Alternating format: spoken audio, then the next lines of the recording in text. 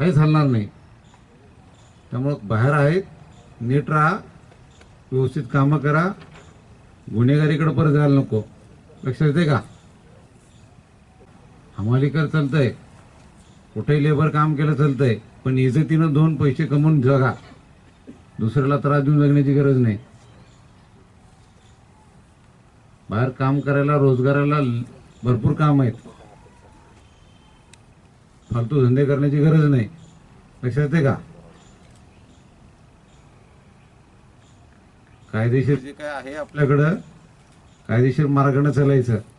लय तुमच्यावर अन्याय झाला, कुठं काही बोंब असेल, कोर्ट आहे, पोलीस आहेत, यंत्रणा आहे, स्वतःहून काय भानगडी करू नका. लक्षात येतंय?